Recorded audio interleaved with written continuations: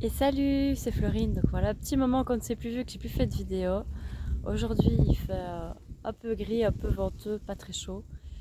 Mais les fleurs sont en pleine explosion. Ici on est le 25 juillet je pense. Et je me suis dit qu'il était temps que je vous fasse un tour du jardin parce que ça fait longtemps. Donc, donc j'ai décidé de commencer pas par l'endroit habituel. Je commence par l'arrière du jardin. Donc ici c'est un endroit je vous avais plus montré depuis longtemps, mais on a refait entièrement cet endroit-ci, donc c'est-à-dire qu'on a fait des allées, on a mis des petites pierres, on a mis des grosses pierres pour délimiter les allées, et tout ce que vous m'avez vu faire sur Instagram, d'ailleurs si vous ne me suivez pas sur Instagram, je vous invite à le faire. Je poste beaucoup plus régulièrement ici, beaucoup de contenu sur les fleurs. Ça s'appelle Les Fleurs de Florine également. Je vous mettrai un petit lien ici. Donc, je vais semer beaucoup de fleurs annuelles pour faire beaucoup de bouquets. C'était un peu mon but de cette année. Et vous voyez que mon jardin est devenu un peu une jungle de fleurs annuelles. Alors, ça ne va pas rester comme ça, c'est-à-dire que les autres années, je vais introduire de plus en plus de vivaces. Mais bon, quand vous voulez commencer un jardin et que vous avez quand même une grande surface à planter, ça peut être sympa de commencer avec des annuels parce que ça coûte moins cher. C'est plus de travail en effet, mais ça coûte moins cher que de mettre directement des plantes vivaces. Donc je disais, voilà, j'ai mis beaucoup d'annuels. Les plantes vivaces, j'en mettrai un peu plus l'année prochaine, mais je vais continuer avec des plantes annuelles parce qu'il y a des fleurs que j'adore vraiment, comme les cosmos, les zinnias, les phlox, crème brûlée. Enfin, je vais vous montrer un petit peu toutes ces fleurs-là, peut-être dans d'autres vidéos. Et pour faire des bouquets aussi, c'est sympa d'avoir des annuels dans son jardin. Donc, il y aura un petit peu une balance. Donc, c'est parti. Je vais essayer de vous montrer ça un petit peu plus en détail. Alors, je vais commencer par ce parterre. Donc ici, on a des rhubarbes qui sont là depuis quelques années, qui vont bien. J'ai mis cette année comme fleur, c'est de la célosie. Donc c'est cette petite fleur-là, qui ont un peu l'aspect, un aspect un peu comme du papier crépon. Ça se garde très bien en fleurs séchées. C'est pour ça que j'ai mis ces fleurs-là, parce que c'est dans mon but, c'était de faire de jolis bouquets. Et c'est sympa à avoir, la célosie, dans des bouquets. Alors juste en dessous, vous avez de la Rudbeckia hirtasahara. Donc c'est cette fleur-là, ça vient à peine de s'ouvrir. Et normalement, c'est des nuances orangées, rosées. Donc elles seront, il y aura des nuancées, il y aura des plus couleur aubergine, plus couleur orangée. Celle-ci est fort orangée. Celle-ci, par exemple, vous voyez qu'elle est plus foncée, plus dans les tons pourpres. J'ai hâte de voir un petit peu ce que ça va donner. Alors ici, on a du cosmos derrière, ce que je vous ai pas montré parce que j'ai pas filmé avant, mais j'avais beaucoup de pois de senteur. Malheureusement ici, presque fin juillet, les pois de senteur c'est fini, donc je les laisse ici faire des gousses pour pouvoir récolter des graines pour l'année prochaine, parce que c'est ça aussi mon but, c'est de récolter pas mal de graines pour l'année prochaine, dans le sens d'être un peu autonome, et pas devoir acheter tout le temps des graines chaque année, surtout que les pois de senteur apparemment ne s'hybrident pas. Donc si vous avez un pois de senteur bleu, l'année prochaine avec la graine vous aurez un pois de senteur bleu, ce qui n'est pas le cas de toutes les fleurs. Ici on a des zinnias, je crois que c'était un mix abricot, un mix de zinnias abricot, je ne saurais pas vous dire exactement lesquels. Ça vient de chez Farm Flower Farm, si ça fait un moment que vous me suivez, vous savez ce que c'est Farm Flower Farm. Donc c'est une compagnie hollandaise qui vend des dahlias, qui vend des tulipes, qui vend des jonquilles, qui vend des graines. Et donc voici ce petit mix. Alors c'est pas mes préférés parce que je pense, à mon sens, vous savez que j'aime les fleurs pastel et il y a des couleurs un peu très flash. Mais bon voilà, c'est pas grave. Vous voyez que les abeilles les aiment beaucoup. Donc les zinnias, j'essaye de trouver pour les autres années des couleurs un peu plus pastel parce qu'il y a vraiment des belles variétés de zinnias, c'est juste difficile à mettre la main dessus. On a ce cosmos-ci qui est un cosmos apricota, qui est très joli, donc dans les tons orangé, violet, jaune, avec beaucoup de nuances. Très sympa pour des petits bouquets. Ça c'est de la mauve, ça s'est ressemé un peu partout dans le jardin, j'essaye de l'enlever, mais bon celle-ci, voilà, la fleurie, je la laisse pour les pollinisateurs. On a des dahlias, donc ici on a un petit dahlia, j'appelle ça moi des dahlias style anémone, c'est plus intéressant d'être comme ça pour être pollinisé, c'est plus facile que par exemple ceux-ci. Là, le nectar est difficile à trouver pour les pollinisateurs, mais celui-ci est magnifique. Les fleurs sont très très grosses. Je ne sais pas vous dire la variété que c'est. Pour moi, c'est un mix d'un café au lait. Je pense que ça doit être un style café au lait. Parce qu'il y en a qui... Ça fait bien 3 ans que je les ai, que je les remets chaque année. Et il y en a aussi que j'ai planté cette année en partant de graines qu'ils m'avaient fait. Donc ça m'a fait d'autres variétés. Mais ils ont été un peu mélangés. Mais celui-ci, vous voyez que les fleurs sont très grosses, magnifiques, des magnifiques fleurs. Alors ici, donc on est à côté de ma serre, qui est toujours une serre en plastique. Peut-être que je la remplacerai les prochaines années, on verra. Donc j'ai ici des dahlias couleur orangée. J'ai planté aussi beaucoup d'amis. L'ami, c'est cette fleur-ci qui est très sympa dans les bouquets. Et ici, on a du Phlox crème brûlée qui est une annuelle très jolie. Je vous montrerai quand je ferai le tour de ma cour dans une prochaine vidéo tous mes petits pots que j'ai, mes pots où j'ai planté beaucoup d'annuelles. Mais le crème brûlée ici, je l'aime beaucoup beaucoup et ça fleurit très longtemps en plus. Je continue mon petit tour dans les allées. Donc vous voyez que c'est bien rempli. Au tout début, je pensais que ça n'allait pas donner ceci parce que ça a mis du temps, parce qu'on a eu une grosse sécheresse au printemps, donc ça a mis du temps à bien se remplir. Les plantes ont un peu souffert quand je les ai plantées. Donc on a un dahlia ici, qui est un dahlia issu d'une hybridation, donc c'est-à-dire j'avais récupéré des graines et voilà ce que ça a donné. Ça a donné ce petit dahlia là. Donc il y a beaucoup de dahlias ici, c'est vraiment des plantes que j'aime beaucoup. On a celui-ci, un jaune. Les variétés exactes, je ne saurais pas vous les... Je les ai pas retenues, désolée.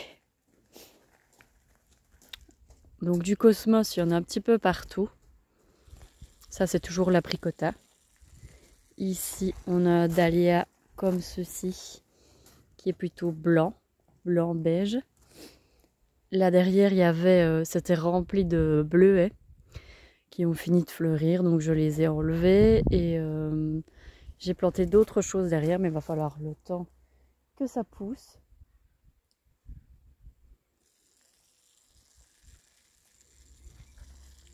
Ici, on avait de l'achillée millefeuille que j'avais simplement rassemblé dans le jardin parce que ça poussait. J'en avais planté une fois et ça poussait un peu partout dans le jardin. Donc je l'avais rassemblé à cet endroit-ci. J'en ai utilisé pas mal pour la sécher, mais là vous voyez que le blanc est en train de... Voilà, ça commence à... C'est la fin. Ces dahlias-ci, je pense que c'est Mango Madness. On a encore pas mal de célosie ici sur le côté. Et alors une fleur que j'ai plantée exprès aussi pour les bouquets, c'est celle-ci. C'est des scabéeuses Fata Morgana. Ça fait de très jolies fleurs qui se tiennent très bien au bouquet et qui se sèchent également très très bien. Là derrière on a des cosmos aussi encore également. Et ici c'est un peu la partie friche du jardin où j'ai mis beaucoup de tournesol, des pommes de terre et beaucoup de tournesol. Alors ici on a de l'hélichrysum Silvery Rose qui vient aussi de chez Farm Flower Farm, que j'ai planté aussi dans le but de faire des bouquets de fleurs séchées. Donc voilà à quoi ça ressemble. Vous entendez le bruit qui est assez spécial, assez sympa. C'est comme du papier crépon. Encore j'en reviens toujours à ça, mais c'est un peu comme ça. Ça se tient bien dans les bouquets de fleurs séchées. On a de nouveau des zinnias, un petit peu ici.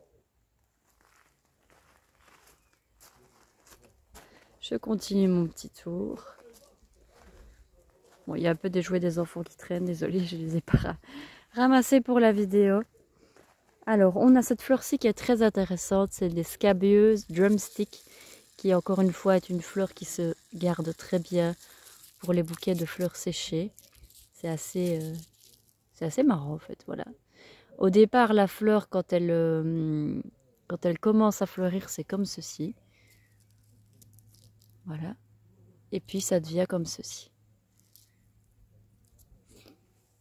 J'ai beaucoup aussi de pavots. Ça, c'est un mix de pavots pastel. Mais je vais vous montrer les pavots que j'aime vraiment beaucoup. Donc ici, on avait pas mal de pois de senteur que vous voyez qui ont fini de fleurir. Mes petits tournesols favoris, c'est ceux-ci. Ils sont magnifiques. C'est des plumes. Je vais vous mettre le nom à l'écran, je ne sais plus exactement, mais ils sont vraiment superbes. Et en plus, ils font des têtes multiples. Donc une fois qu'il y en a un qui a fini de fleurir, il y a d'autres têtes qui reprennent leur lait. Donc c'est très sympa. On a de la Docus carotacte, la carotte sauvage que j'ai plantée, qui est très sympa aussi pour les bouquets. C'est très joli. C'est très grosses fleurs, très un peu aérées. Là. Enfin, je ne sais pas comment m'exprimer, mais vous avez compris. On a des cosmos, donc ceux-ci ce sont les cosmos cupcake blush. Ils sont très jolis, il y a plusieurs variétés, il y a des rosés, il y a des blancs, comme ceci.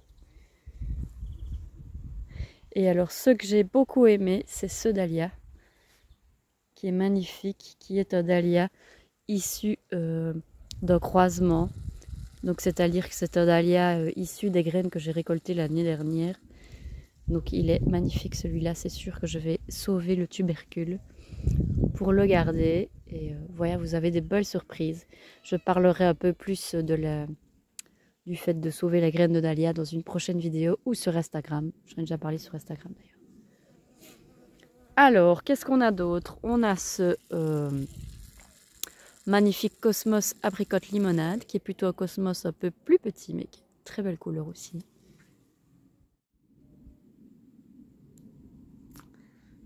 Alors, on continue. Donc ici, c'est un petit peu le fouillis. C'est un peu une jungle de fleurs.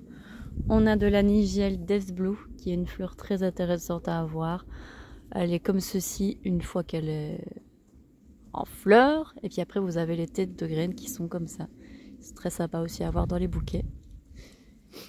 On a quelques dahlias. Des centaurées. De l'amnie, encore une fois, une mare d'amnie ici. J'aime beaucoup aussi cette fleur qui s'appelle la verveine de Buenos Aires, qui est une fleur très aérée, très sympa, qui attire beaucoup les papillons d'ailleurs aussi. Et on a ce petit zinnia que je voulais vous montrer qui est assez... Celui-là j'aime bien par contre, c'est un zinnia lemon. Je ne sais plus exactement la variété, mais c'est lemon quelque chose. Donc il est jaune évidemment. Je vous mettrai le nom à l'écran. Il est un petit peu plus pâle en vrai, mais je l'adore.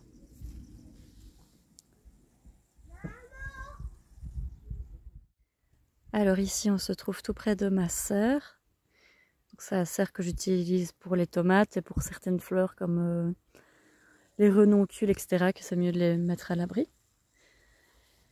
Ici, on a une espèce d'arche que j'ai acheté, très bon marché, ça vient de chez Lidl. Je voulais faire grimper 2 rosiers au pied. Donc il y a un rosier là, un rosier là. Maintenant, voilà, comme je les ai mis que cette année, je savais que ça n'allait pas remplir l'arche. Donc si vous voulez planter une grimpante qui va assez vite, j'ai planté, donc, mais c'est une annuelle, j'ai planté du cobea. Cobea scandens, qui est une plante native du Mexique.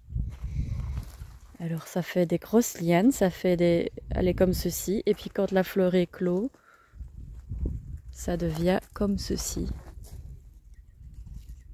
Ces grosses fleurs que les pollinisateurs aiment beaucoup. Oups, ben voilà.